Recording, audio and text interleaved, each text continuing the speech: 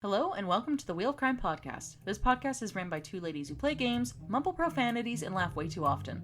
Also, this podcast does cover topics of sensitive nature, and as such, listener discretion is advised.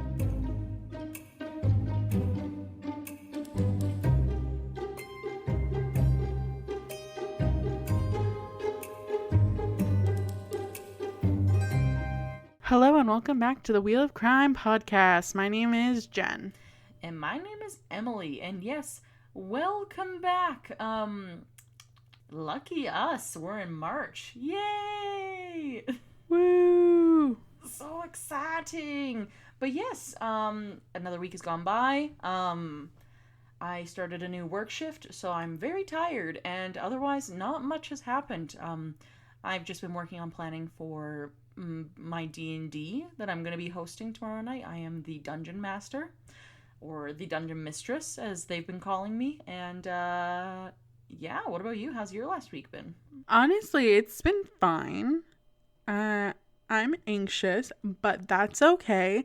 Sometimes we're just anxious for no reason, and it is what it is. I definitely feel that on a personal level. I woke up, not yesterday, but the morning before that with, just this crushing feeling of anxiety, and I was like, do I got problems? What has happened? Honestly, every day for me lately, but, it is what it is. Yep. No, I love that for us, just swimming through pools of anxiety. It's great. Oh, hey, no, another thing will be when this episode airs, I suppose that, restrictions in Alberta will be lifted, so that'll be a big change. Boo. I have mixed feelings because I've already had COVID, so I'm past it, I think. But I don't know. I'm interested to see what's gonna happen here this next month here.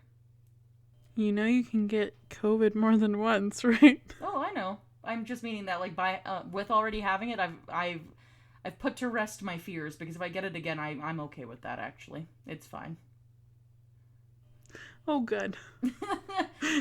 I'm just over it. My big thing is I just hate the constant anxiety around it. I feel like it's very draining. And it is. I've aged so much since the start of the pandemic, definitely physically. And all it's done is it's made me contemplate looking at Botox or other things to smooth out any fine wrinkles I've started noticing. Yeah, honestly, I also feel very conflicted, because part of me is no, we shouldn't open back up, it's too soon, and they're taking away all the restrictions way too fast, and that makes me really anxious. Mm-hmm. Because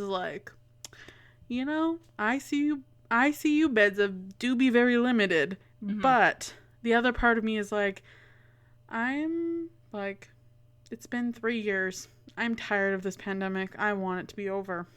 And that's kind of the hard thing too, is it's kind of we could stay locked down, but then it's until when, though? It's not really a question of if people are going to get COVID at this point. It's more when.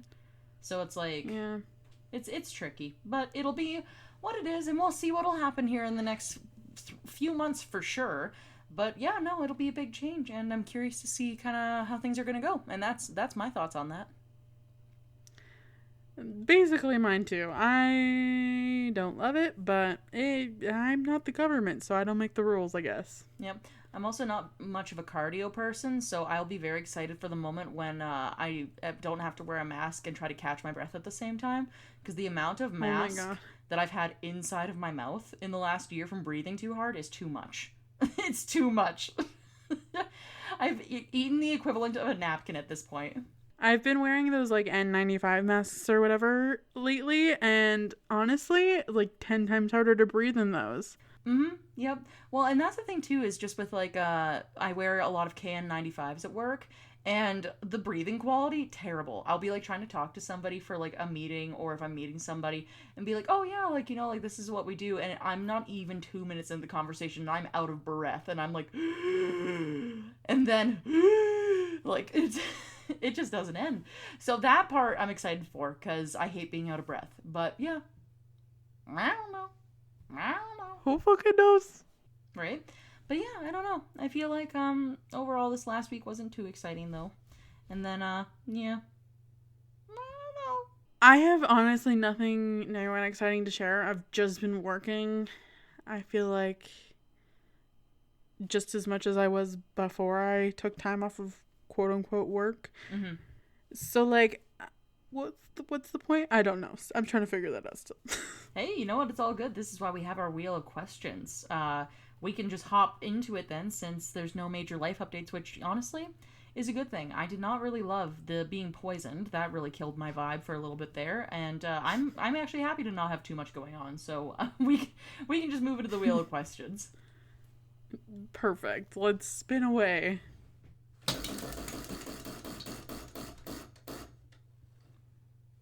So, what is your favorite scene in Disney's Pinocchio? That scene where that bad bitch starts having his nose grow real long.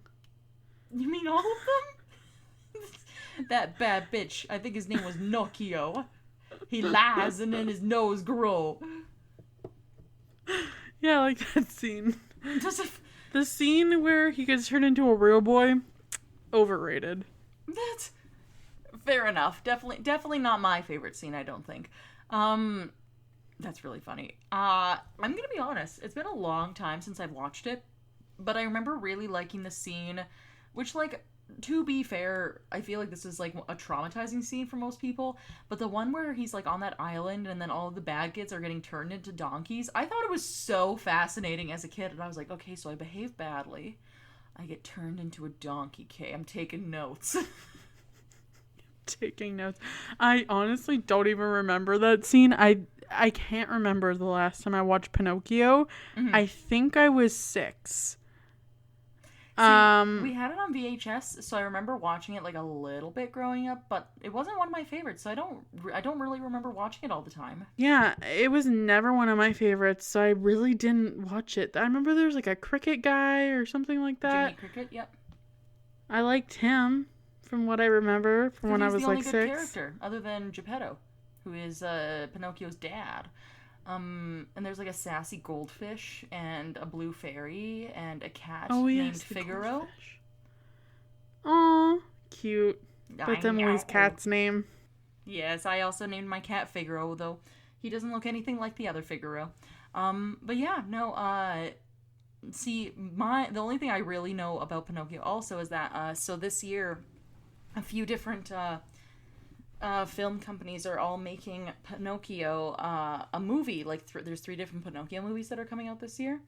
And I know that there's a big one that's really big right now on TikTok, because the guy who voices Pinocchio sounds very, very gay.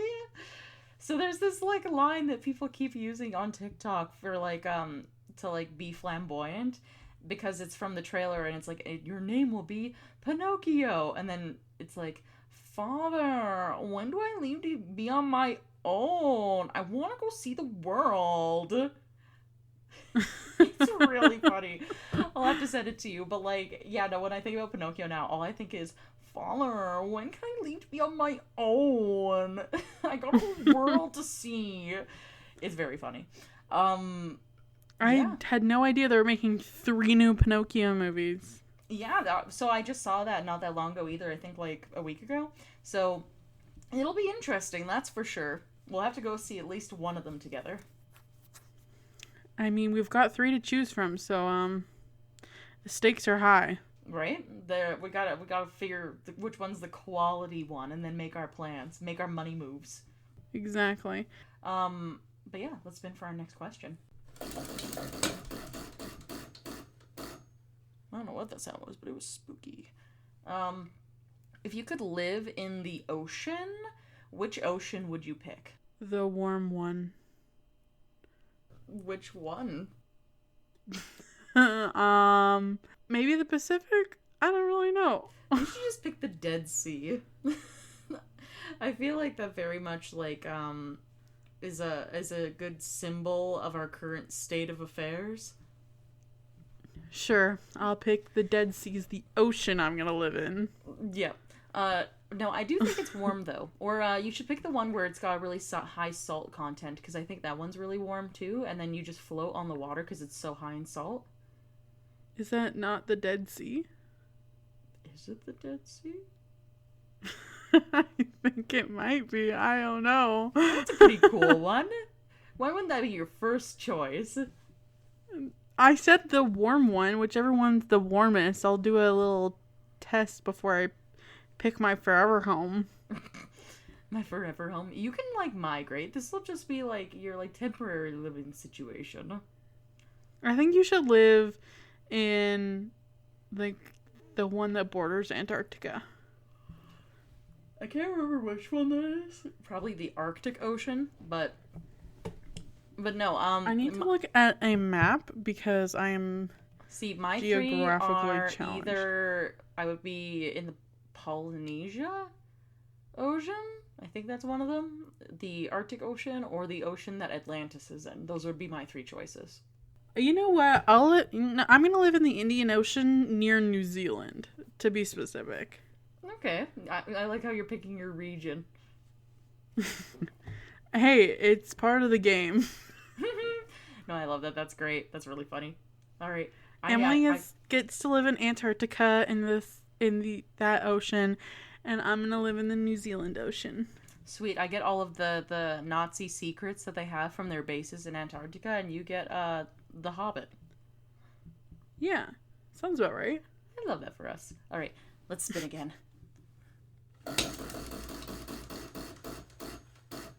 Have you ever read Moby Dick? I actually have not. I am aware that it's a classic, and I know a lot about the book, but I've actually never read it. Have you? Okay. I actually haven't either. It's the same thing where I feel like I've just heard a lot about it to the point where I'm not really interested in reading it because I know what it's about, but I do know that it's a classic and that there's lots of people who like it, and it's, a part of classical literature now. But yeah, no, I have not read it either. Okay, next question. Look at us being not well-read queens. Always. Hashtag illiteracy. Hashtag illiterate. Okay, and here's my last question for you. So if you could be an ocean creature, which one would you be? A real one or a fake one? Meh. Fuck it, be anything you want. It just has to be in the ocean. I would like to be either a blue whale or an octopus. I like how you asked me if it's, like, real or not, and then you picked real things. No, but if I was gonna be an octopus, I'd be the Kraken. Fair enough. I feel like that checks out. What would you be? I would like to be...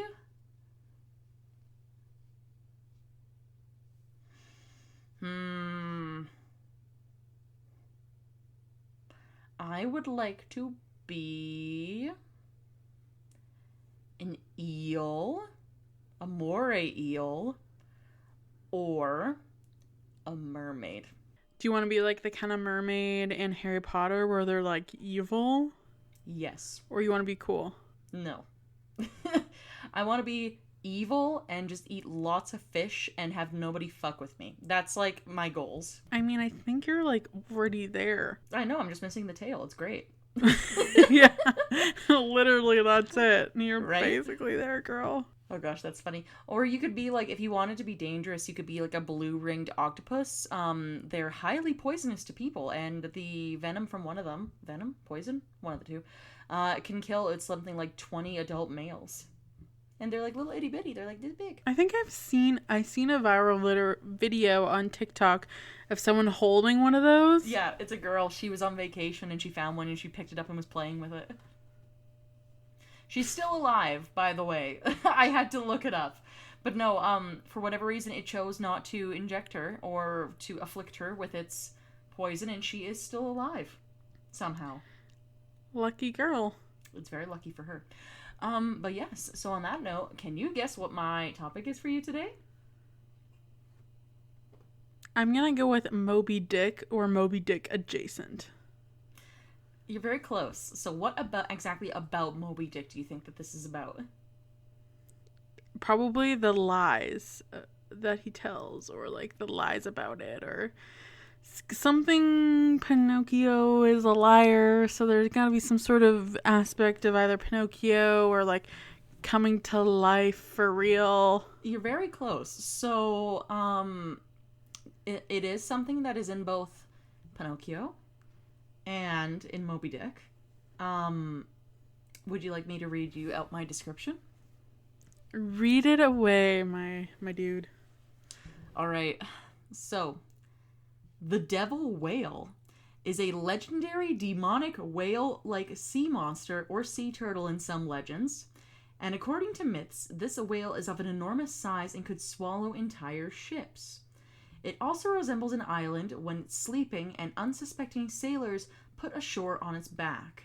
When the sailors start a fire, the devil whale awakes and attacks the ship, dragging it to the bottom of the sea. Because of this, Christianity began associating the whale with the devil. Here he is. Because the devil has once again returned this week. He is our third co-host, so it wouldn't be fitting to not have him here to some degree. Truly. So, basically, in Pinocchio, Pinocchio and his ship at one point get swallowed by a whale of enormous size. And then, again, in Moby Dick, so the whole point of Moby Dick is this man, Ishmael, is trying to hunt down a legendary whale that keeps sinking people. And the whale doesn't really have a name in Moby Dick. They just call it the whale. But basically, Ishmael is terrified of this whale, and that's kind of the premise of the book, and, you know, a big part of it. But basically, both of those stories are actually inspired from these other, like, it's like, not like it's folklore adjacent. Basically, real life stories in history kind of manifested into the story of the devil whale, and then the devil whale then turned into a literacy thing. So, basically, in Moby Dick, the whale was inspired off of a different whale in real life named Mocha Dick. And, Mocha was a sperm whale that was albino and in captivity for a while. Yes. Interesting choice of name, I have to say. Why was Mocha in captivity, or do we know? There wasn't really an explanation for it, because when the book was written, this would have been a while ago now, so we don't really know exactly what. But we do know just which whale it was based off of, and why it was the way it was. Because basically, the story of Pinocchio and the story of Moby Dick are both based off of fictional whales, but these fictional whales are also in part inspired by sperm whales, which are real whales, and they are enormous in real life. So with that, I can get into a little bit of the history of the devil whale and to how we got to that point. If you're ready to buckle in, I'm buckled in. Take her away.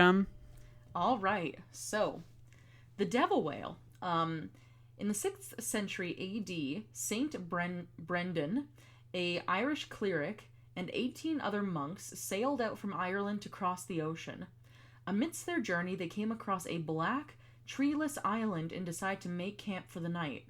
Several monks set up a cooking station and lit a fire, and then the island began to move.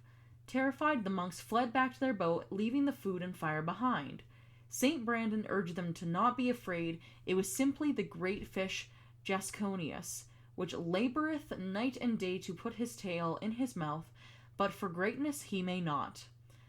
This is from his story, which is the Navigatio Sancti Brendan Abbatis, 9th century, translated from Latin. So, Gessner, who is basically a researcher, describes Jasconius by another name, the troll whale or devil whale, which lies asleep in the waters and is often mistaken for an island by hapless sailors. Gessner was likely inspired by Magnus, who claims that the whale's skin is like sand, lending to its confusion with a beach. When the whale is disturbed by the sailors' dinner fires, it sinks, causing a whirlpool, and the ships themselves are often sunk along with the whale. So, for centuries men have imagined all manner of aquatic monsters. The ocean was a strange and foreign place, and even several hundred years ago, very little was explored. If the very body of the ocean presented a fearsome aspect with its dark rolling waters, its threatening visage, and its intimidating vistas, its occupants were the quintessence of terror, wrote marine biologist Richard Ellis in his book Monsters of the Sea. The landlubber's only contact with the large creatures of the sea was at best sporadic and often completely incomprehensible, which is what's something he says in his book. I mean, fair. I think my interaction with large sea creatures is also sporadic. So, can relate. My interaction with the ocean, period, is sporadic, to say the best.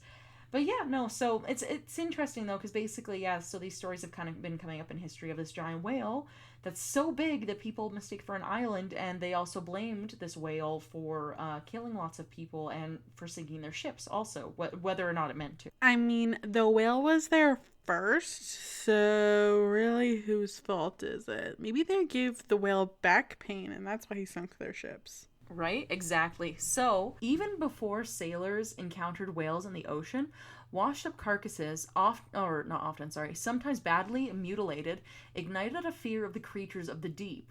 According to Ellis, the sperm whale, with its mysterious habit of stranding on shallow beaches, was probably responsible for many of the legends and myths of sea monsters. So, the record of sperm whale strandings is quite dramatic. Quite often, they are stranded en masse. For example, in the year 1723, 17 whales were stranded ashore in the Elbe River in Germany. 17 whales. That's a lot of whales. That is a lot of whales. And stranded, as in, like, they all ended up in the same place at the same time on the same beach, just for, and nobody can tell why. It probably had to do with some sort of natural disaster. I feel like that's usually...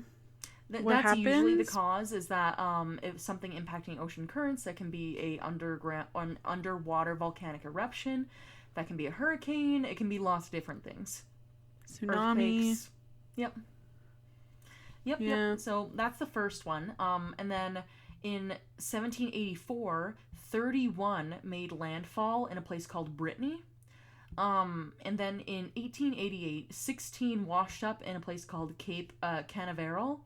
And in 1974, 72 whales were found on the coasts of New Zealand. 72 is a lot of whales. Right? I know, you think 17 is a lot? 72. 72 whales on the beaches. They were just vibing, getting their tan on, and people were just being rude and interrupting them. That's what I like to tell myself, is that obviously they were just all on family vacation. They're trying to get a sick tan. Guys, relax. They were just trying to take a vacation. Leave them be. They need to relax and recharge. Right? But yeah, so that's my thing too, is that I feel like I've never seen a whale in real life, like not like a side-by-side thing, because that would be terrifying. But like, just with what I have seen from pictures on the internet of like what divers look like in comparison to whales, like whales are so enormous. So enormous. For myself, I don't even know what I would do if I found a beached whale. Like, what do you do? I mean, I guess it depends usually what state they're in. If they're still alive, then usually you can like call to like try and people come try and help push it back into the water so that it doesn't die. But if they're already dead, then I have no idea what you even do at that point. Right? I did read somewhere that in some countries, depending on lots of things, but sometimes what they'll do with the carcasses, if they're like an obstruction of anything, they actually blow them up so that they can separate them into pieces and then dispose of them that way. That sounds crazy. Mm-hmm. But like, I don't believe everywhere does that, because it sounds kind of like not super ethical, if I'm gonna be honest. But I don't even know what you would do at that point, though. That's a hard one. I mean, I guess it depends what kind of whale it is. I mean, if it's like one of those like little whale shark guys, then you could probably just like, yeah, you wouldn't have to do too much, I think, if it's a small whale. But yeah, if it's like a big one, like a blue or sperm whale, though, yeah, that would be a hard one. Man, people on the ocean places have lots of problems. Yep, couldn't be us though. We just have tornado problems. It's great. Tornado problems and killer wasps and some other really stupid amazing snowstorms. things. Still. Ugh, yeah, Isn't it supposed to be spring? Friggin' tired already. But yeah, I guess I'll continue. So, a variety of circumstances can result in a stranding, including rough weather, illness, or age, difficulty giving birth, hunting mishaps, or even attempts to rescue another whale in distress. So, the sperm whale is a strange animal, even amongst whales. The largest toothed whale and toothed predator in the world, the sperm whale holds many records. It has the longest intestinal tract and largest brain in the animal kingdom. It also has the largest nose of any animal, and cavities within its head hold reservoirs of liquid wax called spermaceti. This behemoth can reach up to 67 feet long and weigh as much as 125,000 pounds. Holy fuck! I know. For its own mental health, I hope that there aren't any scales that are built to size. It's not about the numbers, guys. I don't know how it would feel if it found out suddenly it has to go to the gym and it's like, damn, I live in the ocean, we don't have gyms here. But yeah, I don't know. It's enormous though. Like, well, first of all, I didn't even know a lot of these things about, like, say for example, having like the largest brain of all animals. I didn't honestly think about it. And then also being like the largest toothed predator, that sounds terrifying. That does sound terrifying. Like, imagine that thing's tooth is probably as big as your fucking body. Well, that's what I mean. Like, what if you found that on a beach? Like, do you even take it home with you on vacation? Like, that, like, how big are we talking? Can I put it on a necklace with my puka shells? No, you push it back into the ocean. The tooth? Return tooth to whence you came. Exactly. I hope that's what happens. That's funny. But yeah, no, and I did know about the wax thing because I know that that was like a big reason in why whales got hunted for a long time was for their like fat and wax and some other things that they make. I'm learning lots of new facts about whales that I did not know today. Right? It's good stuff. It's good stuff. But like, to backtrack a little on like the note of like their carcasses washing up and people like it like instilling fear, I feel like that's interesting because some of those creatures they probably would have never even like known or heard of before. Like, apparently recently an anglerfish fully intact washed up on a beach somewhere, and it's like one of the first times because usually like because they're coming from so far down it would like not be intact. Their bodies, yeah. But like, imagine something like that fucking washing up on the beach and you're like, what is this demon fish? Oh yeah, like, I fully believe that if I had been alive back in like ye old days when when basically the march of Christianity was coming through and everything had to do with the devil, I truly would have believed that those are like demons from hell, and I'd be like, hell's in the ocean. The monsters, they're coming out of hell for us. Just because it is so bizarre, and like it's hard too because you don't really know either. Like, I feel like if you're just swimming in the ocean and you don't know anything about what's in it, like, it's scary to me now, and we know a lot of like what is already in the ocean. We know a lot, but we also don't know a lot, which is why the ocean has always kind of been like something that's like a little frightening to me, you know? Oh yeah, it's definitely spooky, I would say. And then yeah, well, even talking about like your anglerfish thing, it's even like you know the blobfish and how ugly it is? Yeah. So apparently there's a whole thing where somebody was able to get like a photo of a blobfish like down in the deep, like where it actually comes from. And it doesn't look anything like how it looks on the surface. What happens is it actually has really thin skin. So when people are deep sea fishing and they pull it up out of the deep, the pressure difference actually causes it to basically explode from the inside out. And that's why the blobfish looks the way it does. Oh, that's sad. Poor guy. He's just like, it I'm beautiful, like I promise. It looks nothing like a blob when it's at home. He's the hottest fish in town when he's in his house. It's true. And like, I don't know. It is very interesting though. So I don't know. I like talking about the ocean because it's scary and unusual, but like it is scary and unusual. Right? So, anywho, I will keep going. So while their strange appearances and prolific beachings likely inspired many monster stories, sperm whales are not the only cetaceans that natural history writers have had contact with. For instance, a blue whale, the largest animal to have ever lived, it is documented as having come ashore as early as 1692 in Scotland. A 95-foot specimen was placed on exhibit in Europe in 1827, further enhancing the image of the whale as a gigantic monster. Interactions with right whales, bowheads, balleens, and orcas have also inspired Leviathan legends. So, the range of monsters inspired by cetaceans is charmingly diverse, including many varieties in addition to the devil whale. Most are likely a result of an amalgamation of many species, and some, like the devil whale, may have also been shaped by religious undercurrents. So, one of these is something called a prister.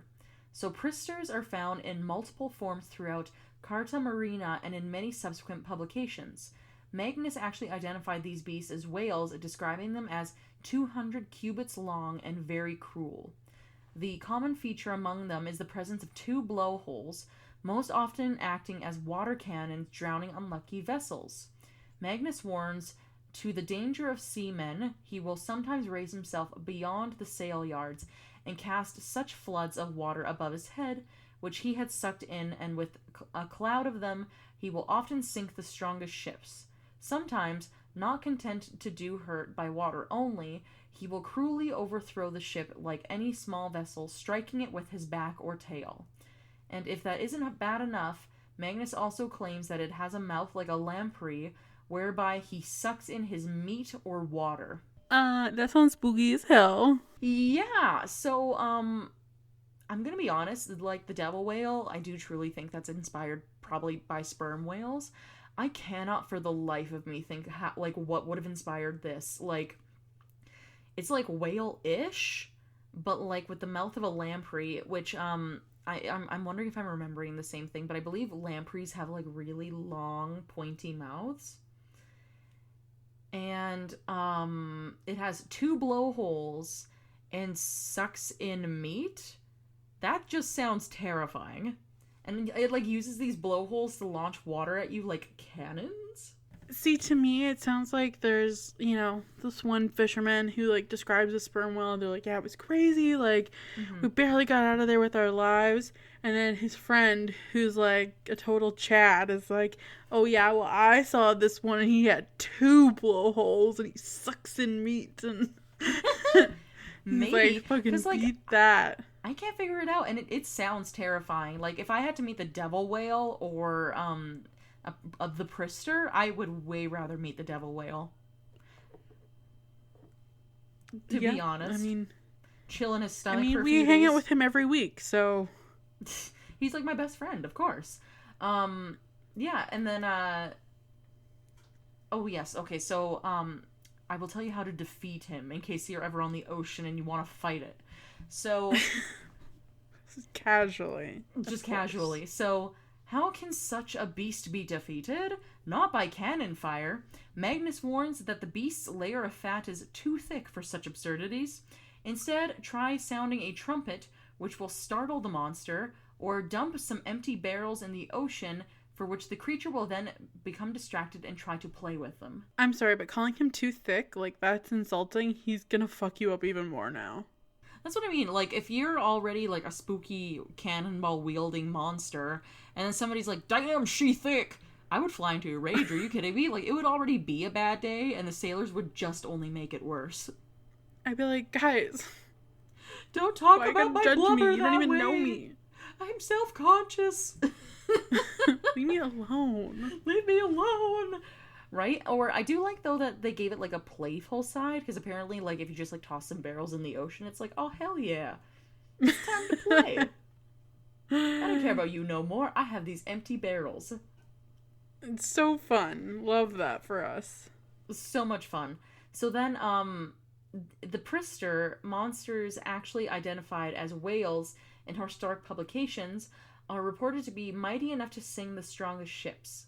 Cannon fire was, according to Olaus Magnus, who published 3 versions of them in 1555, useless against these beasts, and instead sailors should sound trumpets and throw barrels. So like I said, basically. So, what species is this monster likely based on? Well, baleen whales do actually have 2 blowholes, and Magnus refers to the beasts as Physeter, the modern-day subber family, including sperm whales, which is Physeteroidea. So, we're not sure, but we're, like, pretty sure that because the specifics are 2 blowholes, that's probably based off a baleen whale.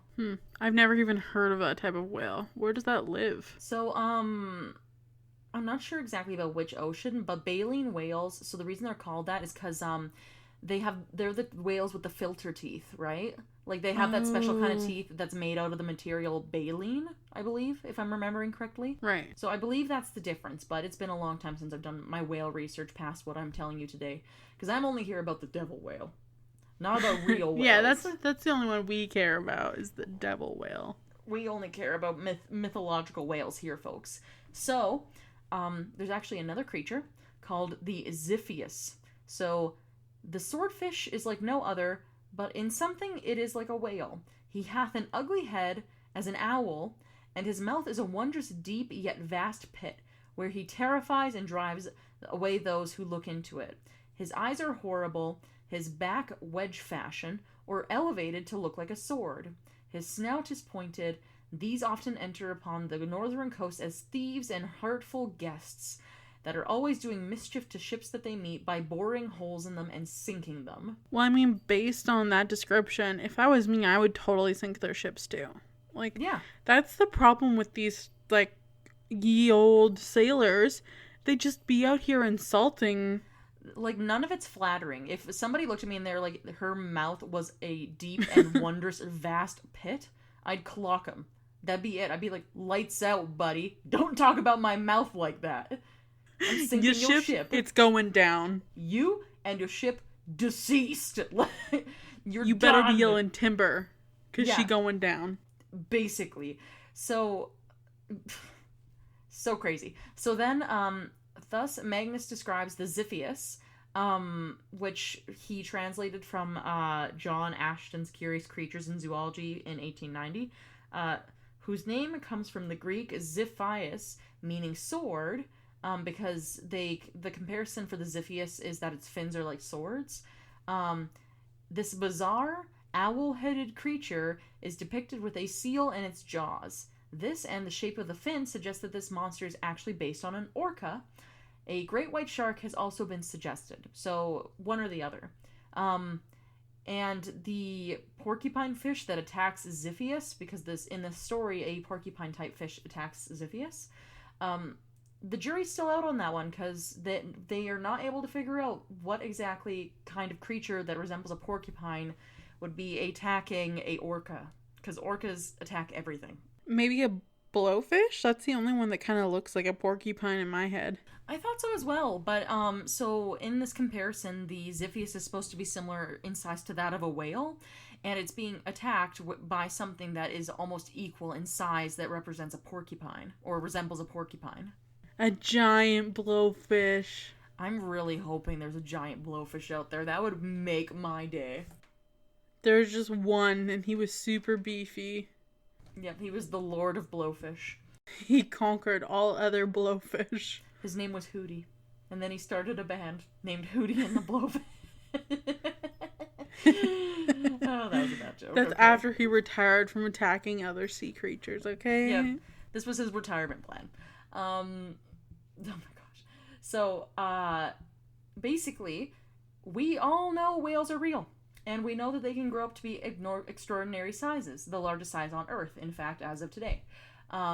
They have even been documented to attack and sink ships. For example, in 1820, the vessel Essex was sunk by a sperm whale, so those crews wishing to harpoon a whale had reason to be cautious. Does the Leviathan exist? Yes. Even with 16th century writings of Magnus and Gessner, Leviathan monsters such as the devil whale and the pristers have been identified since then as whales. However, are you likely to mistake a whale for an island and try to cook your dinner on it? Is a whale prone to kill a human simply for the fun of it? Probably not. And I'm gonna go with no. Yeah, no, like never. So, as is the case with all monsters inspired by real animals, limited and sometimes dramatic, think like witnessing a breaching near your boat for the first time or stumbling across the decomposing corpse of a sperm whale. Contact with these mammals fueled fear and sensationalism, resulting in harrowing tales of great beasts roaming the oceans. But, in the end, a leviathan, by any other name, is simply a whale, or sometimes an orca, but it is most definitely not a monster. And that is the story of the devil whale.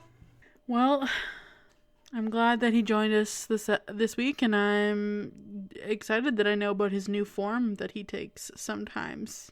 Of course. Well, like I said, the devil's always here in his many whimsical shapes and forms, and maybe he felt like being in the ocean for a little bit, so we got to meet him that way this time, and life is great.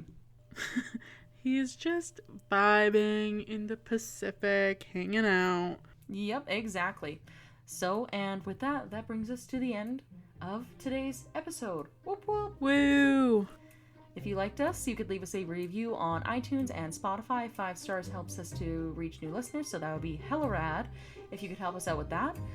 We do also have a website at www.wheelofcrime.com if you'd like to check us out there. We also have social media for any show updates that you want to be a part of, which is on Facebook, Twitter, Instagram, and TikTok at Wheel of Crime. You can also email us if you'd like to share any stories you have about whales or the devil or anything really, which is wheelofcrime@gmail.com. And we also have a Patreon if you would like to donate to the show and potentially get a little something in return.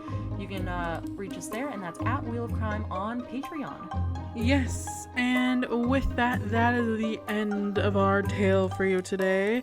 We shall see you next week for another new episode. Bye! Bye!